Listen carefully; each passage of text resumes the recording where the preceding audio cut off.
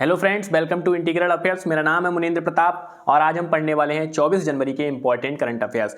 Important current affairs की तरफ बढ़ने से पहले मैं आपको बता दूं कि हमारा एक टेलीग्राम ग्रुप है जिसको आप ज्वाइन कर सकते हैं। डिस्क्रिप्शन में आपको लिंक मिल जाएगा, उस पर जब आप क्लिक करेंगे तो वहां आप सीधे ज्वाइन हो जाएंगे टेलीग्राम में। टेलीग्राम में जाने के बाद आपको ज्वाइन बटन पर क्लिक करना है और आप ज्वाइन हो सकते हैं। उसमें क्या है, आपको इस वीडियो का पीडीएफ मिलेगा जिसको आप पढ़कर अच्छे से आपको अपनी तैयारी को बेहतर बना सकते हैं। तो आज के क्वेश्चन की तरफ बढ़ते हैं। आज का जो पहला क्वेश्चन है हमारा, ग्लोबल फायर पावर रिपोर्ट 2023 के अनुसार भारत की सैन्य शक्ति को वैश्विक स्तर पर कौन सी रैंक प्राप्त हुई है। देखिए, बहुत ही इंपॉर्टेंट चीज है ग्लोबल फायर पावर रिपोर्ट। ठीक है, फायर पावर का मतलब होता है हमारी सेना में कितनी शक्ति है, कितने बम, गोला बारूद, टैंक, ये सब चीजें कितनी ज्यादा है हमारे पास। तो उस वाली रिपोर्ट में जो सैन्य शक्ति है, सेना में कितनी पावर है, ठीक है, उसके आधार पर भारत को कौन सी रैंक प्राप्त हुई, मतलब भारत की सेना कौन से नंबर पर आती है, इस रिपोर्ट ने बताया है। तो भारत की सेना आती है चौथे नंबर पर। ठीक है, चौथे नंबर पर भारत की सेना आती है। बहुत ही ज्यादा गर्व करने वाली बात है। और पहले नंबर पर है यूएसए, दूसरे नंबर पर है रूस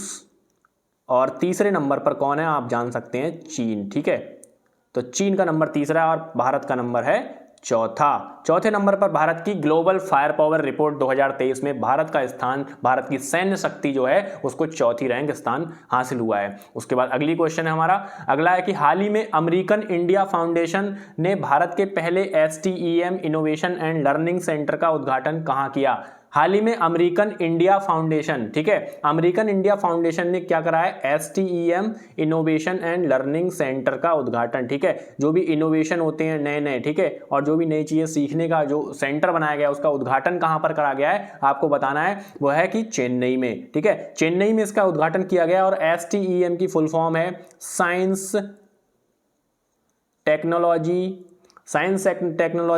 इंजीनियरिंग मैथ। ठीक है, इसको जो है ये इसका STEM की फुल फॉर्म है, आपको याद रखनी है। और इसका जो सेंटर बनाया गया है वो चेन्नई में। दोस्तों, उसके पहले मैं थोड़ा ऊपर वाले क्वेश्चन में दो तीन चीजें आपको और बता दूं। तो इसमें क्या है, इसमें टोटल जो कंट्रीज थी, ठीक है, भारत को चौथा स्थान प्राप्त हुआ था, लेकिन टोटल 145 देशों की रिपोर्ट है। ठीक है, टोटल 145 देशों ने हिस्सा लिया था इसमें, आपको याद रखना है। उसके बाद हमारा थर्ड क्वेश्चन है।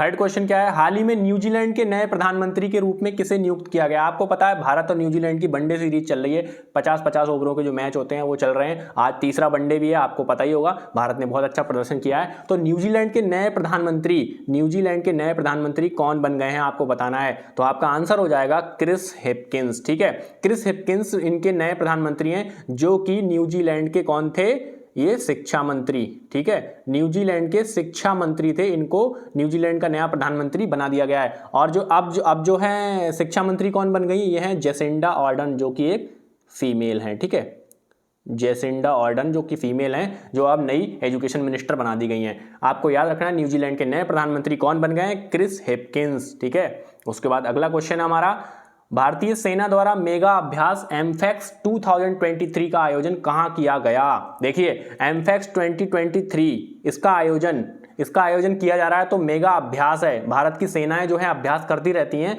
और दूसरे देशों के साथ भी करती रहती हैं, अपना पर्सनल भी करती रहती हैं, आपस में भी करती रहती हैं। तो एमफैक्स 2023 कुछ इसी तरह का है। इसमें भारत की तीनों सेनाएं हिस्सा लेंगी, भारत की तीनों सेनाएं हिस्सा ले रही हैं। और इस अभ्यास को कहां पर करा जा रहा है आपको बताना है। यह अभ्यास किया जा रहा है आंध्र प्रदेश में एक जगह है काकीनाडा। ठीक है, आंध्र प्रदेश के काकीनाडा में यहां पर यह अभ्यास किया जा रहा है। और यह अभ्यास जो है साल में दो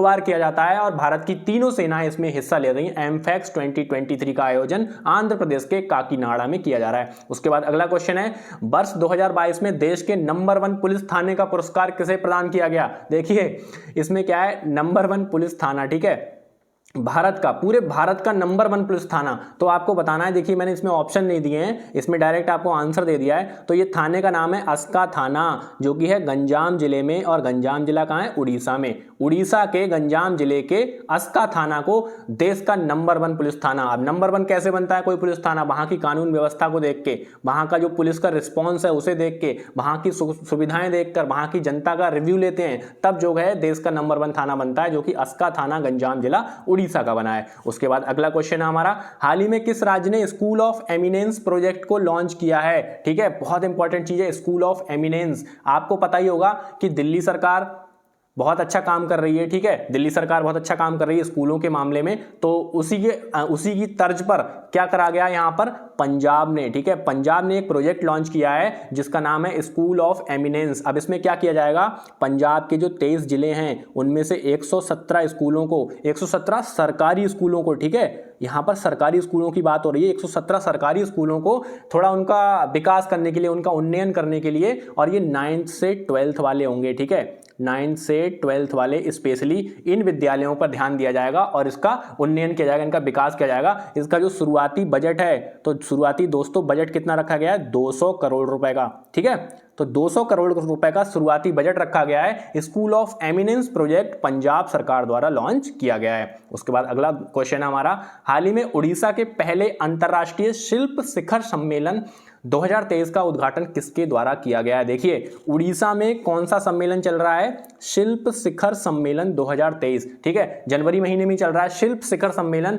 और यहां पर इनका उद्घाटन किसने किया है, ठीक है, तो उड़ीसा के मुख्यमंत्री कौन है, नवीन पटनायक, नवीन पटनायक जी ने इसका उद्घाटन किया है। और ये जो है ये पहली बार, मतलब ऐसा कोई सम्मेलन जो है वो पहली बार हो रहा है और ये अंतरराष्ट्रीय स्तर पर हो रहा है। एक इंपॉर्टेंट चीज है कि अंतरराष्ट्रीय स्तर पर हो रहा है और 15 देशों के प्रतिनिधि आएंगे, ठीक है, 15 देशों के प्रतिनिधि आएंगे। जब भी भारत से बाहर कोई काम होता है, मतलब भारत से बाहर के लोग आते हैं या भारत कहीं दूसरी जगह जाता है, तो वो चीज क्या हो जाती है, अंतरराष्ट्रीय स्तर पर हो जाती है, इंटरनेशनल बन जाती है। तो 15 देशों के प्रतिनिधि आएंगे और यहां पर जो है ये कहां पर हो रहा है, उड़ीसा में जाजपुर एक जगह है, ठीक है, जाजपुर।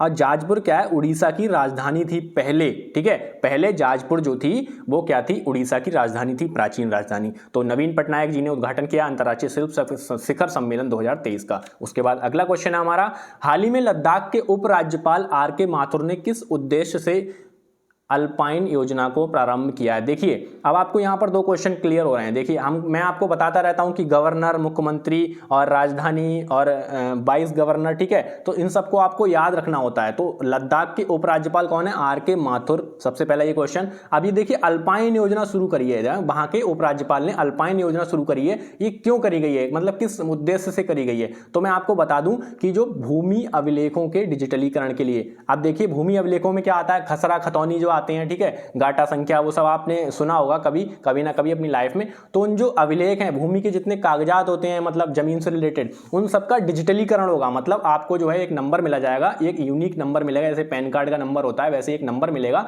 उससे क्या है, आप अपनी डिटेल सारी ऑनलाइन देख सकते हैं बहुत ही आसानी से। और भी बहुत सारे काम हैं जिनके लिए ये अल्पाइन योजना शुरू करी गई है। उत्तर प्रदेश में भी आपको एक यूनिक आईडी नंबर मिलता है जिससे आप अपने खेतों की जानकारी वगैरह देख सकते हैं। तो यहाँ पर क्या है, अल्पाइन की फुल फॉर्म क्या है, unique land parcel identification number, ठीक है, आइडेंटिफिकेशन नंबर है, तो आप अपनी आइडेंटिफिकेशन कर सकते हैं अपनी जमीन का। उसका डिजिटलीकरण मतलब ऑनलाइन सब कुछ कर दिया गया है लद्दाख में। उसके बाद अगला क्वेश्चन है हमारा, संस्थागत श्रेणी के तहत किसे सुभाष चंद्र बोस आपदा प्रबंधन पुरस्कार 2023 से पुरस्कृत किया गया है। देखिए कल यानी कि 23 जनवरी को क्या था, पराक्रम दिवस, ठीक है, सुभाष चंद्र बोस जी की जयंती थी। और सुभाष चंद्र बोस जी को हिटलर की उपाधि किसने दी थी, मैंने आपको कल पढ़ाया था।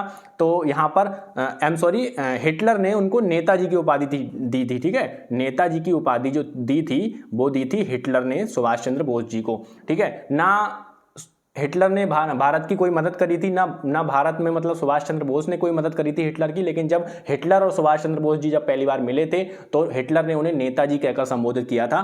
तभी से जो है हिटलर ने नेताजी की उपाधि उन्हें दे दी और ये नाम पड़ गया नेताजी सुभाष चंद्र बोस। तो यहाँ पर आपको बताना है कि किसको ये पुरस्कार मिला है, आपदा प्रबंधन पुरस्कार। आपदा प्रबंधन मतलब जब भी कोई आपदा आती है, प्राकृतिक आपदा, तो उसमें प्रबंधन, मैनेजमेंट किस तरीके से अच्छे से किया है, तो किसने किया है, उड़ीसा राज्य आपदा प्रबंधन बोर्ड और लुंगलेई फायर स्टेशन, ठीक है, इनको मिला ये पुरस्कार। याद रखना है उड़ीसा राज्य आपदा प्रबंधन बोर्ड को। उसके बाद अगला और लास्ट क्वेश्चन है हमारा, यूनिक सनराइज इंडिया ओपन 2023 में पुरुष एकल वर्ग का विजेता कौन है। देखिए यूनिक सनराइज इंडिया ओपन 2023 इसी महीने में चल रही है और इसमें जो है 17 से 22 जनवरी तक चली थी ये। और यहाँ पर आपको बताना है कि किस तरह से, देखिए अब इसमें क्या है, आपने बहुत सारे नाम है, ये किसने जीता है, ठीक है, तो ये एक नाम है ये कुनलाबुत बितिदसर्न, ठीक है, कुनलाबुत बितिदसर्न ने ये प्रतियोगिता जीती है और ये बहुत ही अच्छे तरीके से इन्होंने गेम को खेला है और ये प्रतियोगिता इन्होंने जीत ली है, ठीक है। पुरुष एकल वर्ग में मतलब सिंगल्स में मतलब अकेले का गेम हो रहा था उसमें ये जीते हैं। तो यही थे कुछ आज के क्वेश्चंस। आपको इस क्वेश्चंस का पीडीएफ जो है वो आपको टेलीग्राम पे मिल ही जाएगा, आप वहां से डाउनलोड कर सकते हैं और अपनी पढ़ाई को बेहतर बना सकते हैं। तो आज की वीडियो में इतना ही रखते हैं। Thank you.